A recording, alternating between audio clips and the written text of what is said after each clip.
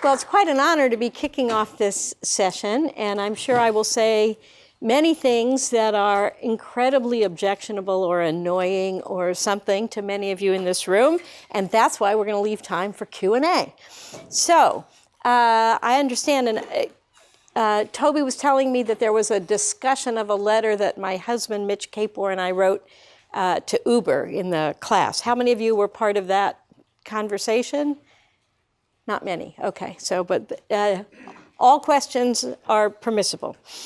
Doesn't mean I'll answer them, but all questions are permissible. So I want to talk about, where does this, there we go. I want to talk about the current situation in the tech ecosystem. This is Ryan Craig, who's a managing partner of what used to be known as University Ventures and recently changed their name. And he says, those of us under age 50 have known nothing but a bull market in inequality. A little bit wake you up, make you think. And our next quote, nope, there. Our next quote, genius is evenly distributed by zip code, opportunity is not. So that drives a lot of what we do at Kapor Capital and the other organizations that I'll be talking about briefly. Get our clicker going here. Get those themes back. There they are. So I want to talk about a few things here. I want to talk about our current climate, what we're seeing in tech, especially in employee activism, in CEO activism, #MeToo, how that's come into the tech ecosystem, challenges, access and inequality. A question being raised very recently, who is indeed self-made? Is this country, is any educational institution, including the one where we are now, a real meritocracy? And why or why not? I want to talk about a leaky tech pipeline. There's lots of debate on is there or is there not a pipeline problem. Talk a little bit about a study we did about who leaves tech and why. Then I'm going to go into Kapor Capital, our investment criteria, our founders' commitment, who we are, a little bit about who's in our portfolio, and why I'm incredibly hopeful. Pot companies is not what you think, although we did our first cannabis investment recently. Pot companies, people ops tech.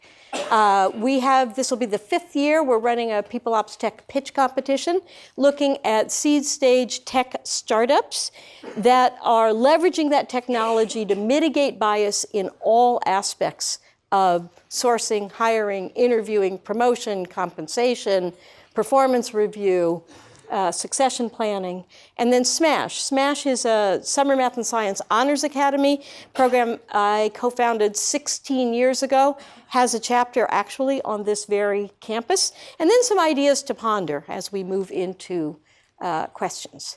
So here are some things that have been going on very recently in our tech ecosystem.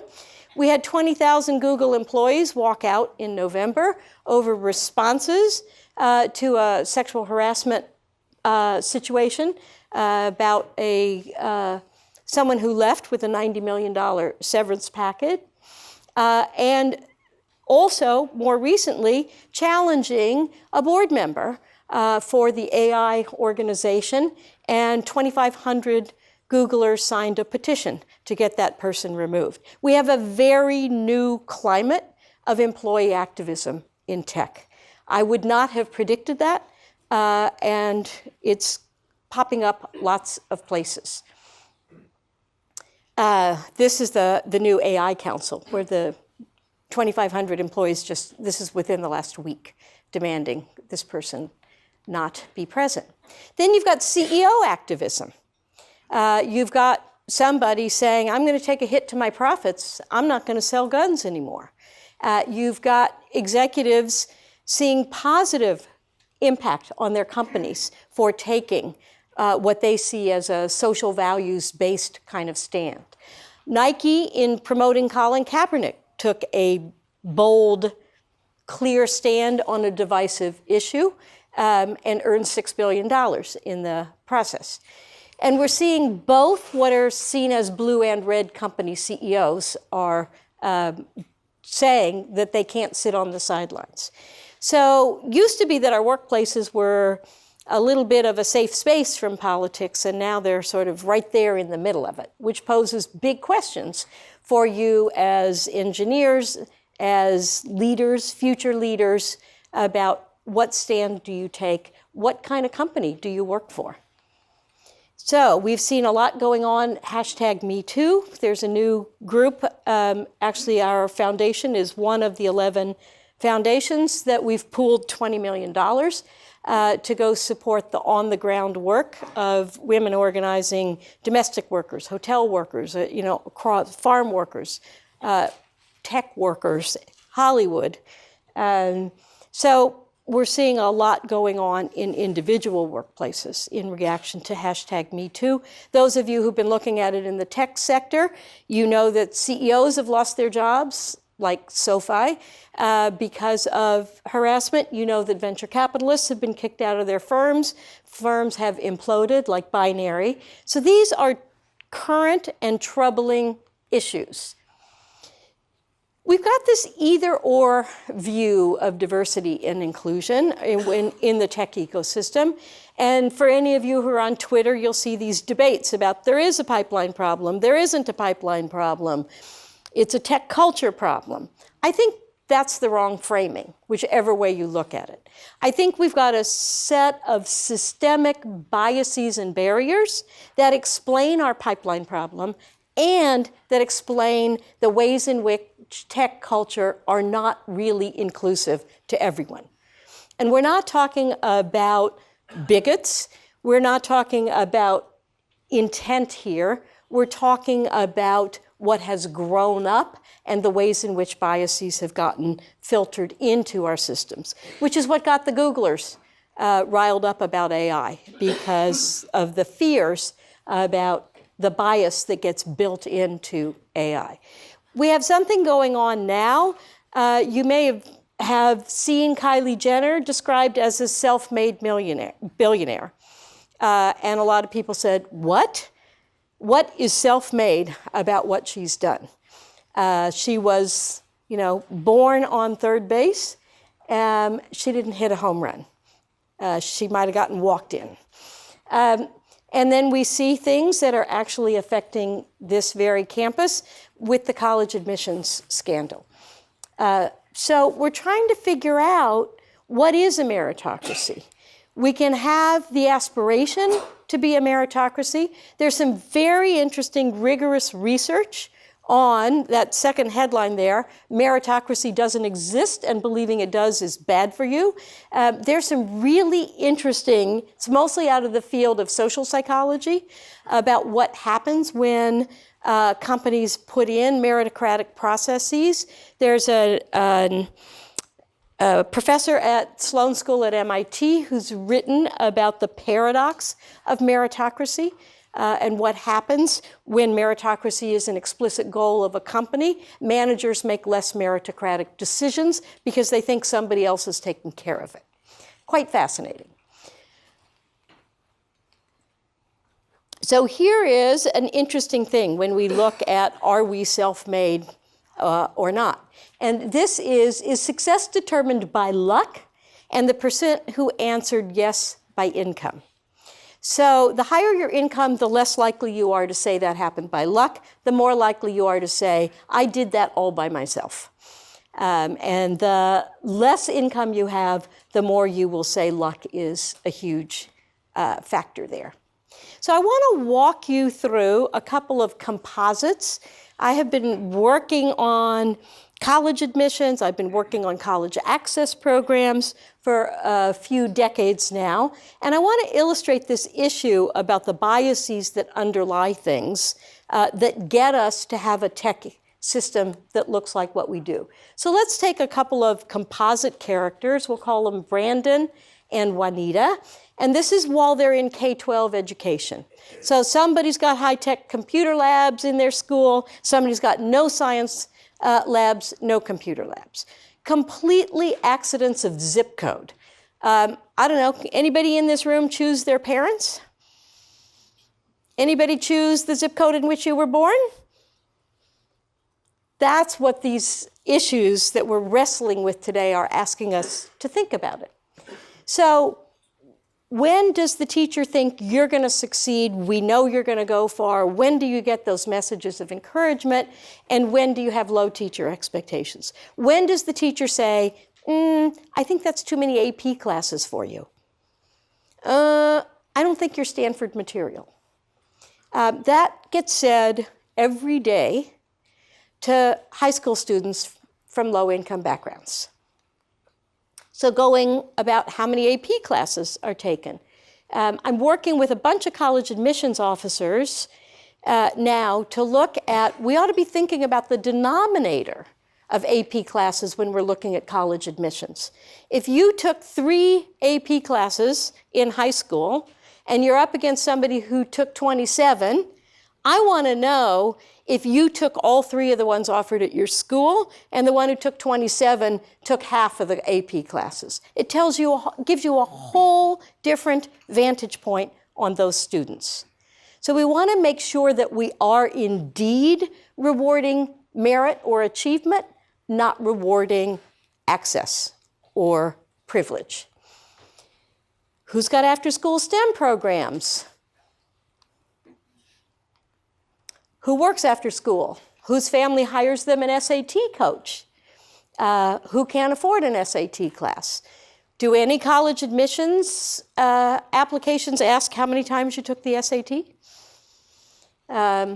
Maybe we ought to think about ways that we could actually do that. Try to move along here to college. Go to a top 10 school. Go to the community college so that you can save money and live at home. How do you pay for school? If you're lucky enough to have your family pay for school, which is wonderful, it means you can participate in lots of things. It means you can take a job at a startup. If you're graduating with 6 figures in loans, you're not going to be able to afford a startup salary. So we right away determine by birth who has access to what kind of future. Who can afford an unpaid internship?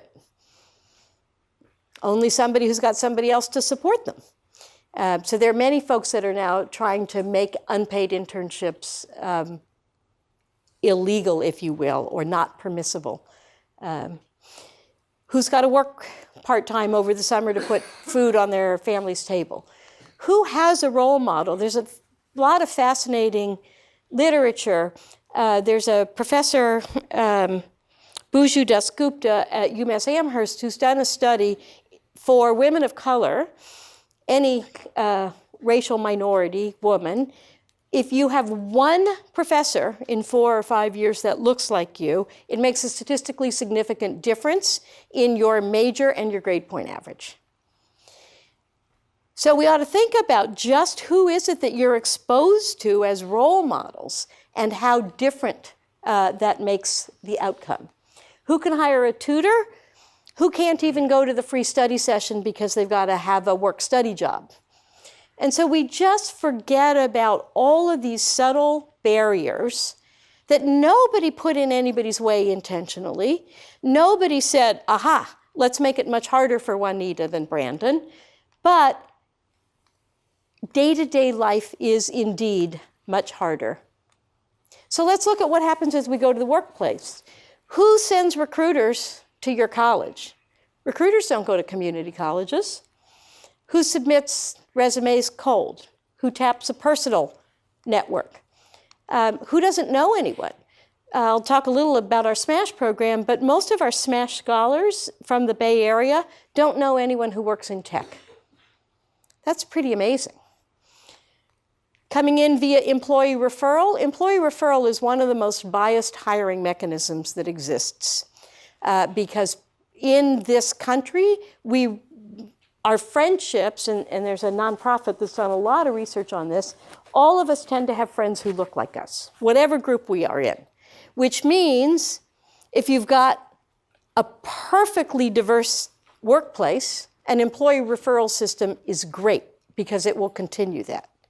If you don't have a diverse company employee base and you put an employee referral system in, it's actually just going to replicate who's still here. So the same thing, who feels like they can, the salary differences, we're getting a lot of attention paid to pay equity these days. Who feels like they can negotiate? Who gets punished if they can negotiate? Who feels at home in the workplace culture? And who feels like I don't really fit? Who gets promoted in the first year and who becomes a leaver? And that's what our tech leaver study was all about, who leaves tech and why. Single greatest reason that women of color leave tech is being passed over for promotion. For those who aren't quite sure about is there a pipeline problem or not, let me just very quickly show you AP Computer Science test takers by race and ethnicity. And so you've got the darker bar is the K-12 population, and the lighter bar is AP Computer Science participation. So you can just see, for white, for Asian, you can see the differences by racial and ethnic group about who has access to, who takes AP Computer Science. So by looking at that, we understand we don't have a steady pipeline. So if you combine Hispanic, Latinx, Black, African American, grand total is 16%. So you can go through the same thing by gender there. Let me see if I can get that back. Nope. It's there. It's thinking. There. Gender, AP Computer Science test takers. Just under 1/4 are women. That is the pipeline problem. What explains that is the bias problem. Technical employees by race at top tech companies, large tech companies in particular. Venture-backed founders by race and ethnicity. Latinx don't even come up there.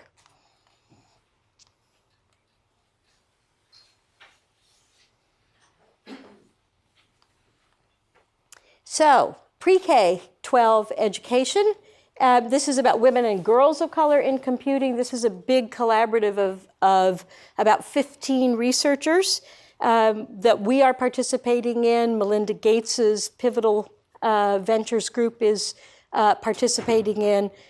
Researchers from across the country trying to figure out how to get more girls and women of all backgrounds into computing and getting in tech and staying in tech. Among all women employed in computer and information science occupations, only 12% are Black or Latinx. And you see the tech companies spending a lot of time and a lot of money trying to work on diversity and not having the baseline data to work from. That's in terms of 4% of high school students taking AP Computer Science, 2% were Black girls, less than 1% were Native American. There's the VC one. 80% of new small businesses are started by Black women, but they account for less than 4% of the VC money. So again, it's not about a lack of an entrepreneurial appetite. It's, again, an access issue. So the tech leaver study that I mentioned, you can just Google it. It's on the web for free. A couple of thousand engineers, who leaves tech and why. It was done 2 years ago. 4 findings. Unfairness drives turnover, costs billions a year. Experiences differ dramatically between groups, but specific initiatives can and do make a difference if they're formulated accurately. So very quickly, hopefully, each of those. There, unfairness. 37% said that unfair treatment was the most frequently cited reason for leaving. Twice as many left because they felt treated unfairly in their workplace as were recruited away. And that's across all groups. And the unfairness differs. 40% men of color were most likely to leave due to unfair treatment. Experiences differed dramatically across those groups. And this includes things that are not about race or about gender. These include things like bullying. 1 in 10 women experienced unwanted sexual attention, which has, as we talked about, been getting more attention. 30% of women of color passed over for promotion, single greatest reason. Turnover, $16 billion for unfair treatment in employee replacement costs annually, and that's just the turnover costs. It's fairly standardly and conservatively accepted what is the cost to replace a person. So it'd be cheaper to fix it.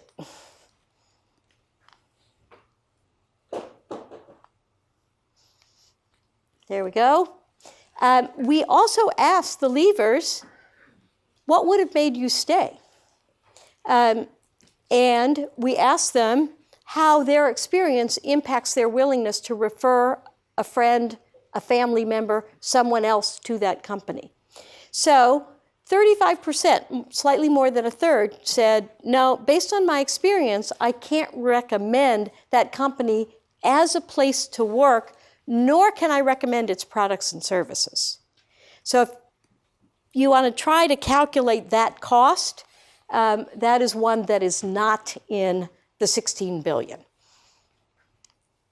Economists don't agree on how to calculate that kind of reputational hit.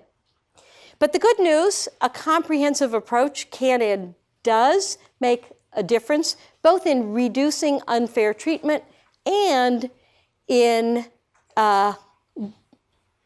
increasing retention or reducing turnover. So the majority, if you ask people what would have kept you, they have an answer. The majority would have stayed if they felt like there was a place to go to get their problem fixed, right? And we're not talking about a formal complaint. We're not talking about a lawsuit. We're talking about practical problem-solving mechanisms where they feel like who they can go to is impartial, an impartial third party, for instance. There were 5 specific measures we tested for. Having a head of diversity and inclusion doesn't make a statistically significant difference, either in the amount of unfairness or in the amount of turnover.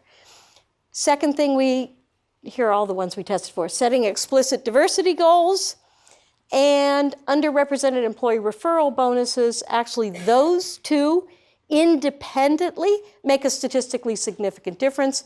Conducting unconscious bias training does not. How many of you have gone through unconscious bias training? Didn't make a difference, right? We wasted some time. Might have been fun, might have been interesting. Doesn't make a statistically significant difference in reducing unfairness or increasing retention. See if we can get the last one up there. Employee resource groups. Many companies, virtually all tech companies, including young startups, have employee resource groups. And indeed, those can be great ways to meet colleagues, compare notes on who's a good manager, how do you get promoted around here, but again, doesn't make a statistically significant difference.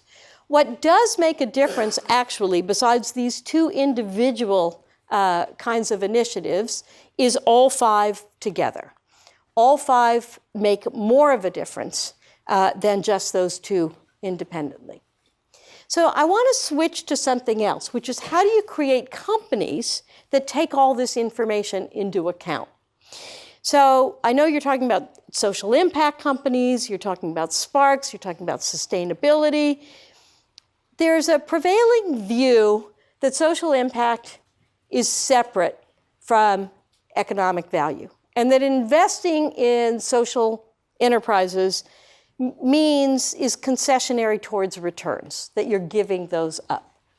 We actually don't think about that at Kapor Capital. We think the other way to think about it is that the overlap of social impact and economic value, you can find that both are driven from the same source.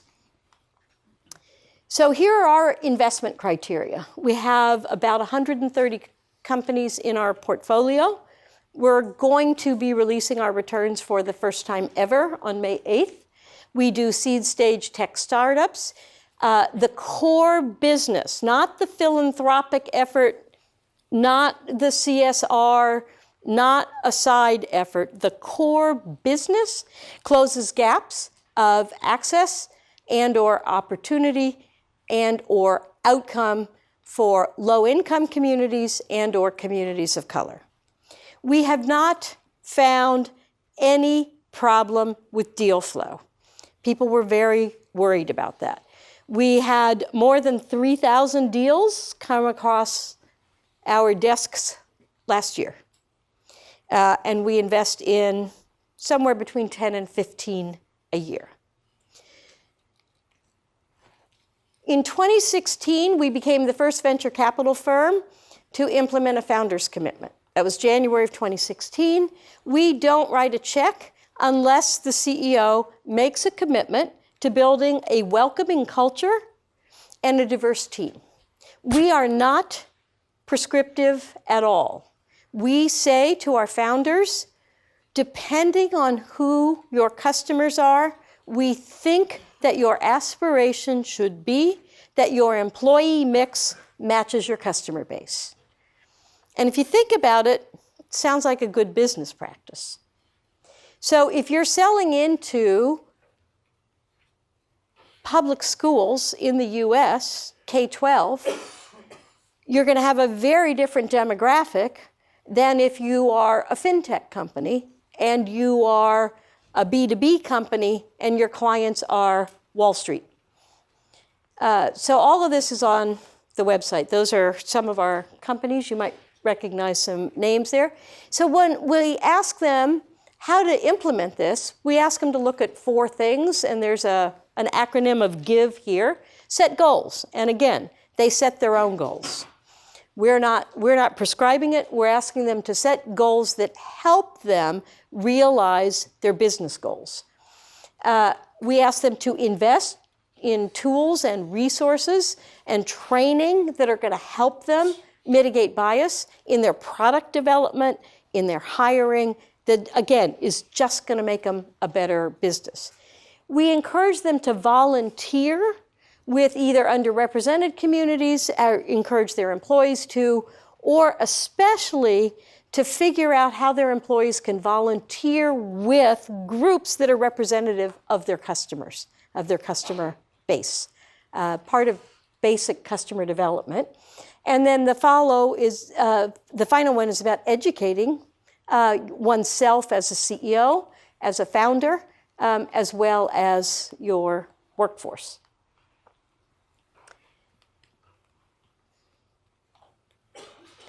That is our team.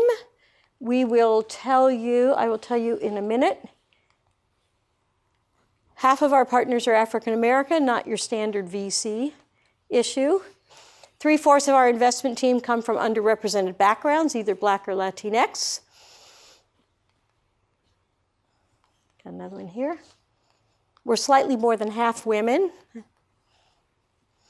Over half of our investments have a founder who is a woman and or a person from an underrepresented background. Let's see what we got here.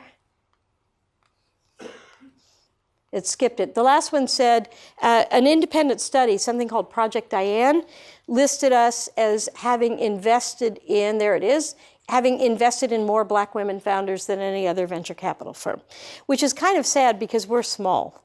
And it's not just by percentage, it is by absolute number. So I'm going to give you some examples of 3 of our founders and their businesses. That's Phaedra on the left, Ellis Lampkins, CEO of Promise, was a YC company. We were her first investor. She is looking at alternatives to cash bail. That's a very prevalent issue in our criminal justice system debate right now. That's an issue. Criminal justice reform is a bipartisan issue. A majority of Democrats and Republicans are supporting massive criminal justice reform, including alternatives to cash bail. The overwhelming majority, north of 70% of people who are sitting in county jails are there because they have not yet been arraigned and they couldn't afford bail. So what happens while they're sitting there? For a couple weeks, they lose their jobs, If you lose your job, you're not paying your rent, you lose your home, you lose your kids. It is, and a significant number are there for unpaid parking tickets. There are just these systemic ways in this society that just are these snowball effects. So Promise is working on many things, bringing some efficiency to the criminal justice system, interjecting some tech in there. What she's found traveling around the country, talking to places right here in California, criminal justice system uses FileMaker Pro. I don't know if any of you even remember FileMaker Pro. People are sitting in there waiting for their drug test results, and they can be waiting for a couple of weeks because the systems don't talk to each other. And somebody has to get the drug test result back on a piece of paper, and they have to re-input it, and then they print it out, and then they fax it to the jail. All of this could be done, of course, instantaneously. It could save taxpayers billions of dollars, and most importantly, it could save lives. It could save livelihoods. It could save families. So that's what Promise, that's what Freada is all about. Genius Plaza, Ana Roca Castro is the founder. She is currently serving more than 15 million of the world's poorest students, children, around the globe.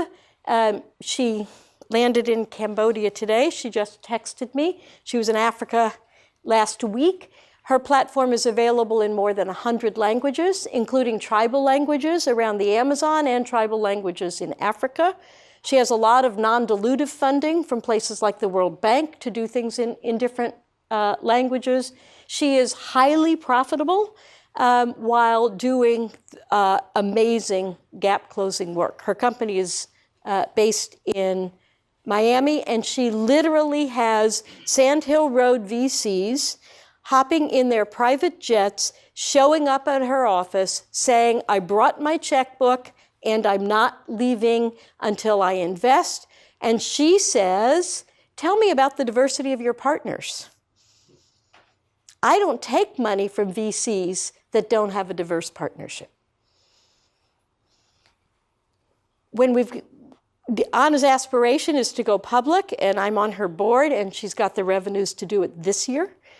She's not going to go out this year. But I'll tell you, when all three of these become household names and the other dozens in our portfolio, some different firms will sit up and take notice. Danelle at Block Power is doing energy retrofits in core urban community buildings. Churches, schools, community centers, housing projects. So he's New York-based, Anna is Miami-based, Freada is Oakland-based. Just three examples. I mentioned our People Ops Tech pitch competition. These are examples of some of the companies in our portfolio that are building companies using tech to mitigate bias at scale. So everything from Compass, which is a fairly new investment on our part, to compensation, everything. Stock, bonuses, base pay, everything into one system. Because again, those are computer systems. HR is running something different than payroll, is running something different than succession planning. How do you do that, and how do you monitor for pay equity? The one above it, Techquitable, is a tech-enabled ombuds. Way to get practical, neutral, confidential, problem-solving advice. SMASH, I mentioned, our Summer Math and Science Honors Academy, started 16 years ago. Stanford was our second campus. Berkeley was our first campus. These are kids from public schools, 40, 50, 60% dropout rates. 16 years in, we have 100% high school graduation rate. We have 100% acceptance to four-year colleges rate. We are twice the national average. Our kids, all underrepresented, half girls since day one. Our kids are pursuing STEM majors at twice the national average for all students. We're launching in Chicago at the Illinois Institute of Chicago. This year we're in Carbondale, and we're opening at Northeastern in Boston and trying to change tech. Some ideas to ponder and some things to spark your questions. This is my last slide here. So what if we measured distance traveled instead of just finish lines? What if we could actually measure how far you got on your own steam instead of how many degrees, how many certificates, how many points on a test you got? And wouldn't we find a different kind of trait? Certainly where I sit, I understand that SAT scores and GPAs are not predictors of successful entrepreneurs, right? I'm looking for what are those traits that predict successful entrepreneurs. We talked, what I showed you in the stories of Brandon and Juanita is in essence really a leaky tech pipeline. Where are all the places that talent leaks out?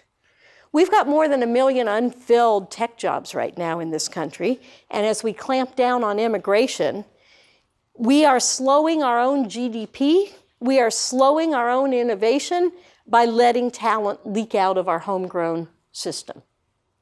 What if we started measuring capabilities instead of pedigrees?